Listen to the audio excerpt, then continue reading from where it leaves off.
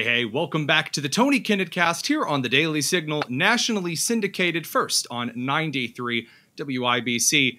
Sometimes I find myself flipping through really good op-eds because in a world of just trashy letters to the editor that are on every single website, sometimes you find a gem and it takes you back. And so we reached out and we got her, the author of a recent Fox News editorial called I Watched as Governor Tim Walz Let My Home State of Minnesota Burn. We have on Savanna Deretich, and she's a government relations over at Students for Life, if I got that right. Yes, government affairs. Government affairs, awesome. So let's dig into this op-ed. It's something kind of unusual today when you look at national group individuals like myself, who we work for, kind of a group that focuses on national issues, that focuses on like national patterns, to write the op-ed about how you're concerned for the stuff coming out of your state or going into your state. Tell us a little bit about what went into driving you to write this scathing editorial. Absolutely. What really drove me to write this editorial was obviously the announcement of Governor Walz being the VP pick for Kamala Harris. And immediately I knew that this was going to be the most pro-abortion ticket America has ever seen in any election. And it really drove me to really expose how extreme Governor Walz is on abortion, as well as other policies that I personally had to experience as a Minnesota resident during his while he was governor, especially during 2020 when things were absolutely terrible in Minnesota with the George Floyd riots, with COVID, and in the coming years, the most pro-abortion legislation that has ever seen pass the United States. So a lot of those things just kind of built up. And this was a way that I could show the world how extreme actually Governor Walz is and why he's dangerous for America. And this is one of the things that really gets to me because you're on the western edge of the Midwest. I would say that I'm in the middle to the eastern edge of the Midwest, if we must include Ohio in our Midwestern camp.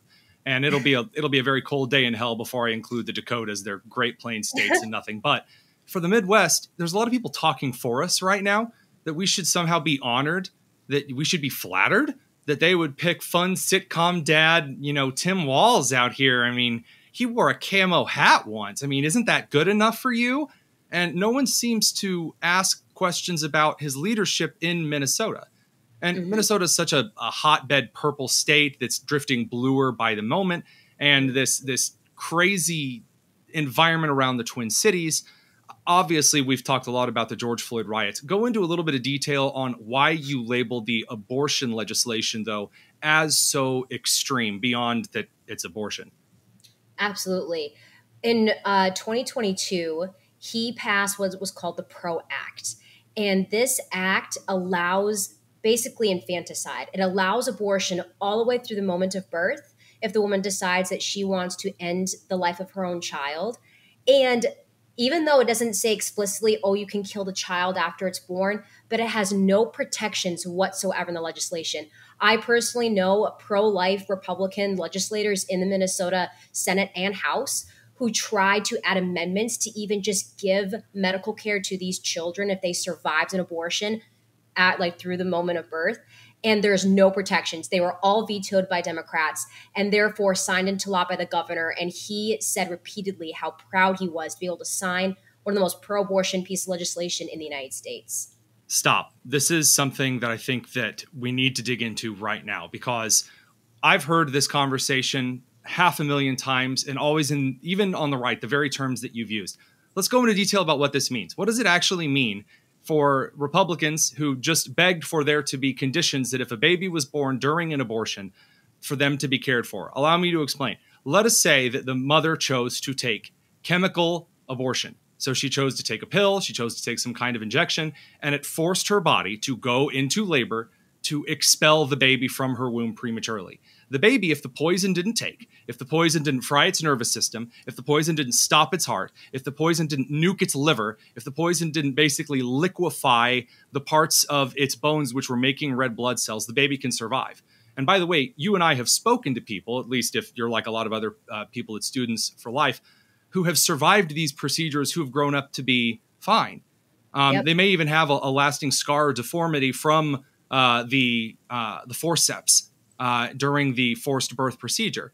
And we don't talk about how that under that bill, there are no protections if the mother gives birth to the baby right there. in the, God forbid, the Planned Parenthood office, they don't have to take care of the baby. And according to investigations that we found from everyone like Mary Margaret Olahan over at the Daily Signal in Washington, D.C., all the way on the other side of the coasts, that Planned Parenthood kind of just throws out the body parts of the fetuses whenever they feel so privy. So these are very graphic, disturbing, horrible things that Walz and the Minnesota Democrats knowingly kept out of the bill, because adding an amendment would be like, what, a couple sentences? Yeah. It was simple amendments just to say, provide basic medical care for a child outside the womb, which most people would agree that is a human being. But yet, no, they did not want to even add that to any of the legislation. Now, let me ask you, Savanna Deretich, over from Students for Life, government affairs, and resident of Minnesota, or former resident of Minnesota, a fellow Midwesterner, we're being asked to champion the wondrous Tim Walz. Amazing, smart, caring. He's just that lovable sitcom dad that we've always wanted, or so I've been told. Have you ever heard him use the kind of language that I just used to describe a baby born during an abortion? No. No, but he's such an honest, good guy, Savanna. Certainly. Oh, come now. Certainly he's not just using vague terms to cover up an atrocity. Progressives would never do that. Oh, yeah, for sure. It's only like we're voting for personality and not policy here. That's what a lot of people are doing these days, and it just scares me. And you're saying that it scares you. Now, a lot of people would say, oh, come on, Savanna, get over yourself. It wasn't that bad, unless you owned a business in Minneapolis and like that fireman who owned the restaurant, which was burnt and wrecked and destroyed, and the glass all thrown in, and then Molotovs thrown in through his window. Had nothing to do anybody, or the minority-owned businesses as well. Some who even supported BLM and supported the police reform, and their businesses were burnt down. Well, I mean, why would you be scared of that happening to you? Why would you be scared of policies? Oh, that's right. Savanna, maybe you can tell me here. Have you known of any personality traits from Tim Walz that made your life easier in Minnesota? Absolutely nothing. Nope. He Really? can be the most cheerful guy on television, but yet his policies show otherwise. Actions speak way louder than words, and they definitely don't align with Governor Walz's charismatic appearance on television. Now, one of those charismatic appearances, of course, was that he said he took, quote, responsibility to ensure, end quote, that there wouldn't be chaos in Minneapolis and St. Paul. Did those confident, reassuring words actually protect any of the citizens in Minneapolis or St. Paul? You'd be so surprised, but nope, not one bit. No. I'm truly shocked. Certainly the Democrat mayors of the state would at least be on his side. The mayor of Minneapolis, what party was he during that time? Again, you'd be surprised, the Democratic Party. The Democrat mayor. So the Democrat mayor totally supported Tim Walz in his response to the 2020 George Floyd riot, correct? Yep. Oh, until he didn't, and he was complaining that Walz was taking forever on the National Guard deployment and among other things. I'm starting to believe that maybe all of the soft-handed good words coming out of the governor's office don't amount to anything at all. I know that's very shocking for you as a Minnesota resident, but would you say that's maybe an accurate portrayal of your former governor? Absolutely. Yeah, very much so. He says a lot of things, and he even dared to say, and I say this in my op-ed, that we should put people over property, but yet people were dying, businesses were being burned down. He was saying that to calm people down about the uproar and all of the destruction, but he dared to say that and then have curfews for people during COVID and put neighbor against neighbor during all of this. And it was just, honestly, a time Minnesota has never seen ever before in its history. And he played it off. Neighbor against neighbor. Now, this is the other thing that Midwesterners are known for. We're supposed to be very neighborly. Here we have Hoosier hospitality. Up in Minnesota, you guys have, I don't know, duck, duck, gray duck, you poor, sad things. And, but we're known for our neighborliness, our hospitality, our friendliness.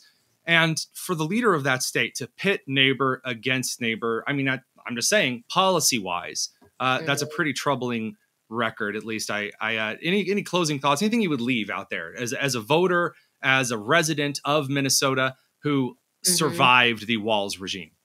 Absolutely. To anyone that thinks that Governor Walz is this nice, charismatic dad that really cares about every individual and has dealt with hard things in his life, that so he's just like us, all of that is just to cover up what he's actually done. Even liberal news outlets were exposing, when he was announced to be the VP pick for Kamala Harris, that how he let Minneapolis burn. Trump had to basically threaten, I'm going to send National Guard to Minnesota unless you do something about it. And people were dying on both sides because of the riots and the violence. And because of that, Governor Walz allowed the violence to carry all across other cities, states, and capitals, that because he condoned it in Minnesota. So not only did it hurt Minnesotans, but hurt the whole nation.